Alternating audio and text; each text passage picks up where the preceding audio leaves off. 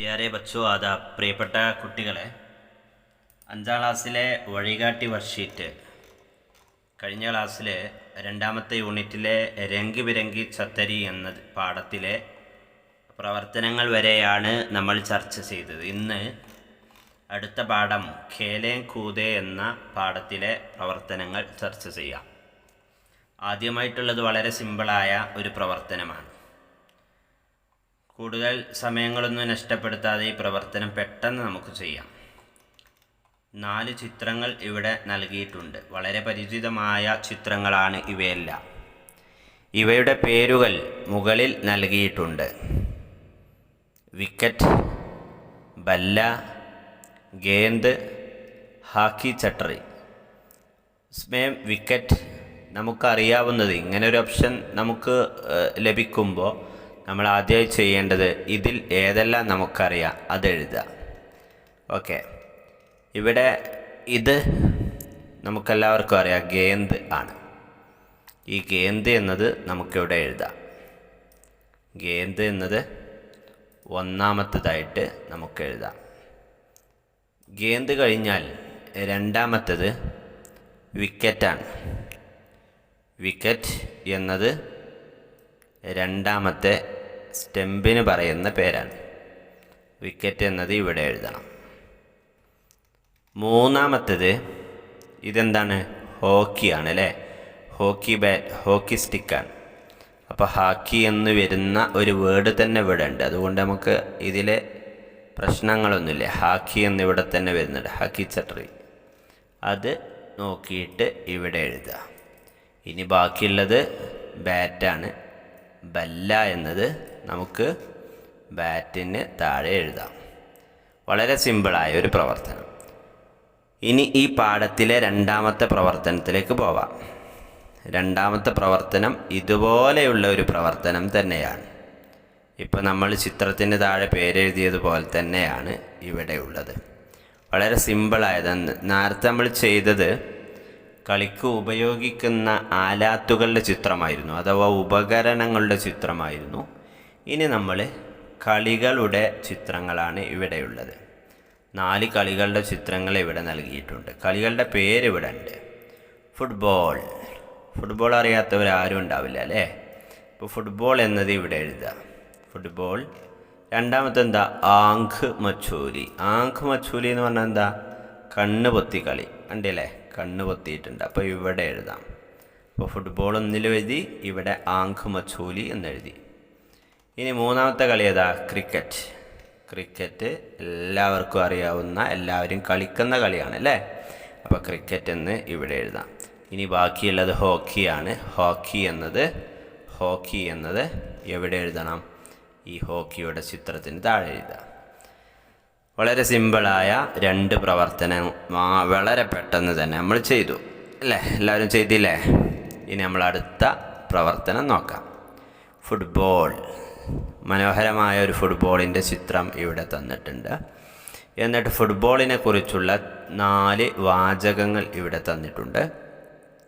ഈ വാചകങ്ങൾ നോക്കിയിട്ട് നിങ്ങൾക്ക് ഇഷ്ടപ്പെട്ട മറ്റൊരു കളിയെക്കുറിച്ച് 4 വാചകങ്ങൾ എഴുതാനാണ് പറഞ്ഞത്. ഫുട്ബോൾ ഏക് ഖേൽ ഹെ. ഫുട്ബോൾ ഏക് ഖേൽ ഹെ. ഫുട്ബോൾ ഒരു കളിയാണ്. ഫുട്ബോൾ അച്ഛാ ഖേൽ ഹെ. ഫുട്ബോൾ നല്ല കളിയാണ്. ഫുട്ബോൾ ഗേന്ദ് സെ ഖേൽത്താ ഹെ. ഫുട്ബോൾ ബോൾ കൊണ്ടാണ് കളിക്കുന്നത്. യേ ഖേൽ മൈദാൻ മേ ഖേൽത്താ ഹെ. ഈ ഖേൽ എവിടെയാണ് കളിക്കുന്നത്? മൈതാനത്താണ് കളിക്കുന്നത്.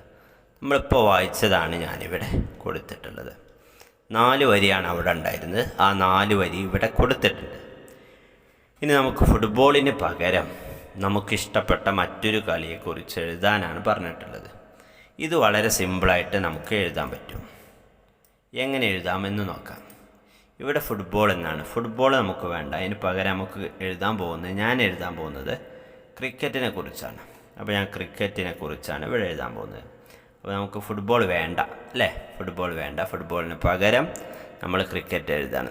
അപ്പോൾ ക്രിക്കറ്റ് എന്നത് ഇവിടെ കൊടുത്തിട്ട് ഇങ്ങനെ വെച്ച്. ഓക്കെ, അപ്പോൾ എന്ത് വായിക്കും? ഫുട്ബോൾ എന്നത് ഇങ്ങനെ എഴുതുന്ന സമയത്ത് എന്ത് ചെയ്യും? ഓക്കെ. ക്രിക്കറ്റ് ഏക്ക് ഖേൽ ഹെ അല്ലേ? ക്രിക്കറ്റ് ഏക്ക് ഖേൽ ഹെ. എന്താ വായിക്കുക? ക്രിക്കറ്റ് ഏക്ക് ഖേൽ ഹെ. ശരിയായി. ഇനി നമുക്ക് ഫുട്ബോളിന് പകരം ഇവിടെയും എന്ത് കൊടുക്കാം? ക്രിക്കറ്റ് എന്ന് തന്നെ കൊടുക്കാം. ക്രിക്കറ്റ് കൊടുത്താൽ ക്രിക്കറ്റ് അച്ഛാ ഖേൽ ഹെ. ക്രിക്കറ്റ് അച്ഛാ ഖേൽ ഹെ. ക്രിക്കറ്റ് ഒരു നല്ല കളിയാണ്. ഇനി ഇതും മാറ്റിയിട്ട് ഇവിടെയും നമുക്ക് എന്ത് ചെയ്യാം? ഇതിന് പകരം ഇവിടെയുള്ള ക്രിക്കറ്റ് കൊടുക്കാം. ഓക്കെ. ഓക്കെ. ഇപ്പോൾ ഇവിടെയും മൂന്നാമത്തേതായിട്ട് നമ്മൾ ക്രിക്കറ്റ് കൊടുത്തു. അപ്പോൾ 3 ഫുട്ബോൾ എന്നാണ് ഇവിടെ ഉണ്ടായിരുന്നത്. ആ 3 ഫുട്ബോൾ ഞാൻ എന്ത് ചെയ്തു? ക്രിക്കറ്റാക്കി. നമുക്ക് എഴുതേണ്ടത് 4 സെൻറ്റൻസുകളായിരുന്നു. ആ 4 സെൻറ്റൻസും നമ്മളിവിടെ എഴുതി. വളരെ സിമ്പിളായിട്ട് എഴുതി. എന്താ മാറ്റിയത്? ഫുട്ബോൾ എന്നത് മാറ്റി അവിടെ എന്ത് ചെയ്തു? ക്രിക്കറ്റ് എന്ന് എഴുതി. ക്രിക്കറ്റ് ഏക്ക് ഖേൽ ഹെ. ക്രിക്കറ്റ് അച്ഛാ ഖേൽ ഹെ. ക്രിക്കറ്റ് ഗേന്ദ് സെ ഖേൽത്താ ഹെ. ക്രിക്കറ്റിൽ നമ്മളെന്താണ്? ബോൾ കൊണ്ടാണ് കളിക്കുന്നത്, അല്ലെങ്കിൽ ബാറ്റ് കൊണ്ടാണ് കളിക്കുന്നത്. അപ്പോൾ ഗേന്ദ് എന്നുള്ളതിന് പറഞ്ഞ് ബാറ്റ് ആണെന്നുണ്ടെങ്കിൽ ബല്ലേ സെ ഖേൽത്താ ഹെ കേട്ടോ. ബല്ല സെ ഖേൽത്താ ഹെ. ഏ ഖേൽ മൈതാൻ മേ ഖേൽത്താ ഹെ. ഈ 4 വരികളും ശരിയായ സെൻറ്റൻസുകളാണ്. ഇപ്പോൾ ഫുട്ബോൾ എന്ന് എഴുതിയതുപോലെ തന്നെയാണ് നമ്മൾ എഴുതിയത്. പകരം നമ്മൾ മാറ്റിയ ഫുട്ബോൾ എന്നതിന് പകരം ക്രിക്കറ്റ് എന്നാക്കി മാറ്റി. ഈ 4 സെൻറ്റൻസ് വളരെ സിമ്പിളായിട്ട് നമ്മൾ എഴുതി കഴിഞ്ഞിരിക്കുകയാണ്. ഓക്കെ. അപ്പോൾ 4 സെൻറ്റൻസ് നമ്മളെല്ലാവരും ഉഷാറായി എഴുതി അല്ലേ? ഇനി അടുത്ത സെൻറ്റൻസ്, അടുത്ത പ്രവർത്തനം ഖേലെ കൂതെ എന്നതിലെ അടുത്ത ഒരു പ്രവർത്തനം കൂടി നോക്കാം. തസ്വീർ നോക്കാനാണ് പറഞ്ഞത്. ഇവിടെ നിങ്ങളെപ്പോലെ സുന്ദരനായ ഒരു കുട്ടിയുണ്ട് അല്ലേ? ഈ സുന്ദരനായ കുട്ടിയുടെ ചില അസാക്കെ നാം, ചില അവയവങ്ങളുടെ പേര്, ബദൻ കെ ഹിസ്സെ, ശരീരത്തിൻ്റെ ഭാഗങ്ങൾ, പേരുകൾ ഇവിടെ നൽകിയിട്ടുണ്ട്. ഇത് ആങ്ക് ആണ്, കണ്ണ്. ആങ്ക് കണ്ണ്. ഹാത്ത് എന്ന് പറഞ്ഞാൽ കൈയാണ് കേട്ടോ. ഈ ആരോമാർക്ക് ഇങ്ങോട്ട് താഴോട്ട് ഈ കൈയിലേക്കാണ് വരേണ്ടത്. ചെറിയൊരു വ്യത്യാസം ഇവിടെ ഉണ്ട്. പയറെന്ന് പറഞ്ഞാൽ ഇവിടെയാണ് കേട്ടോ, കാലാണ്. പയറെന്ന് പറഞ്ഞാൽ കാല്. കാൻ എന്ന് പറഞ്ഞാൽ ശരിയാണ്, ചെവിയാണ്. നാക്ക് എന്ന് പറഞ്ഞാൽ മൂക്കാണ്. അപ്പോൾ കാന് ശരിയാണ്, നാക്ക് ശരിയാണ്, ആങ്ക് ശരിയാണ്, ഹാത്ത് ഇവിടെയാണ് വരിക, കൈയാണ്. പയർ എന്നുള്ളത് കാലാണ്. ഓക്കെ. എന്നിട്ട് ഇവിടെ നിങ്ങളോട് ചോദിക്കുന്നത് ഹം ഹാത്ത് സെ ഡാഷ് ഹൈ എന്നതാണ്. നമ്മൾ കൈ കൊണ്ട് എന്ത് ചെയ്യുന്നു? അപ്പോൾ ഇവിടെ പ്രവർത്തികൾ ഇവിടെ ഉണ്ട്. ദേഖത്തെ എന്ന് പറഞ്ഞാൽ കാണുന്നു, ചലത്തെ നടക്കുന്നു, സുൻത്തെ കേൾക്കുന്നു, കാം കർത്തെ എന്ന് പറഞ്ഞാൽ ജോലി ചെയ്യുന്നു, സൂങ്ഖത്തെ മണക്കുന്നു. അപ്പോൾ ഇതിൻ്റെ പ്രവർത്തനം നമുക്കൊന്ന് ചെയ്തു നോക്കാം കേട്ടോ. ഓക്കെ. നമ്മളിപ്പോൾ വായിച്ച ഇഷാരകളാണ് ഇവിടെ കൊടുത്തിട്ടുള്ളത്. ഇനി നമ്മൾ ഈ സെൻറ്റൻസിൽ കണക്കായിട്ട് എന്ത് ചെയ്യണം? നമ്മൾ എന്ത് ചെയ്യുന്നു?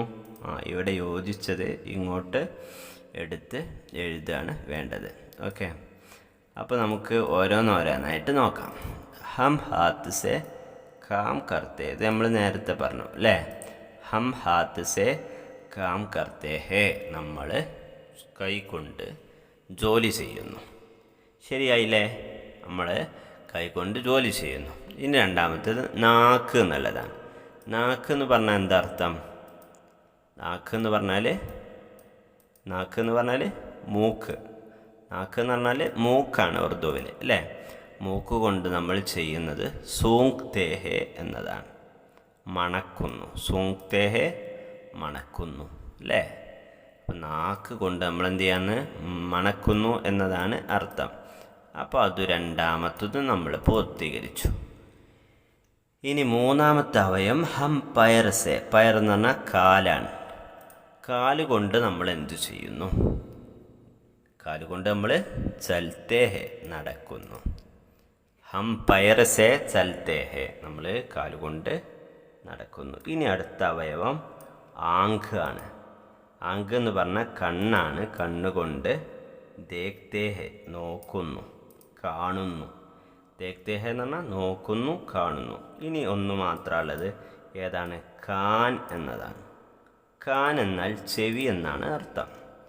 കാന് കൊണ്ട് നമ്മൾ ചെയ്യുന്നത് സുൻതേഹെ കേൾക്കുന്നു, സുൻതേഹെ കേൾക്കുന്നു. അപ്പോൾ എല്ലാം മുഴുവനായി. ഹം ഹാത്ത് സെ കാം കർത്തേ ഹെ, നാക്ക് സെ സൂംഘത്തെ ഹെ, पैर से चलते हैं, आँख से देखते हैं, कान से सुनते हैं. സിമ്പിളായല്ലോ, എല്ലാവരും എഴുതിയല്ലോ. അപ്പോൾ ഈ പ്രവർത്തനവും നമ്മൾ പൂർത്തീകരിച്ചിരിക്കുകയാണ്. ഇനി നമുക്കുള്ളത് ഇവിടെ എന്തുണ്ട്? തിരങ്ക ജണ്ട എന്ന പാഠത്തിലെ പ്രവർത്തനങ്ങളാണ് ഇനി ചെയ്യാനുള്ളത്. അത് നമുക്ക് അടുത്ത ക്ലാസ്സിൽ ചെയ്യാം. ഓക്കെ, അടുത്ത ക്ലാസ്സിൽ തിരങ്ക ജണ്ടയിലെ പ്രവർത്തനങ്ങൾ എന്തൊക്കെയാണ്, അതെങ്ങനെയാണ് ചെയ്യേണ്ടത് എന്നുള്ള കാര്യങ്ങളൊക്കെ അടുത്ത ക്ലാസ്സിൽ നമുക്ക് വിവരിക്കാം. അപ്പോൾ ഇതുവരെയുള്ള ക്ലാസ്സുകൾ കൂട്ടുകാർക്കെല്ലാവർക്കും മനസ്സിലായിട്ടുണ്ടാകുമെന്ന് പ്രതീക്ഷിക്കുന്നു. എന്തെങ്കിലും സംശയം ഉണ്ടെങ്കിൽ നേരത്തെ പറഞ്ഞതുപോലെ ഈ വീഡിയോയുടെ കമൻസിലായിട്ട് നിങ്ങൾക്ക് രേഖപ്പെടുത്തിയാൽ അതിനുള്ള മറുപടികൾ നൽകുന്നതാണ്. ഓക്കെ, ശുക്രിയ. ഖുദാ ഹഫീസ്.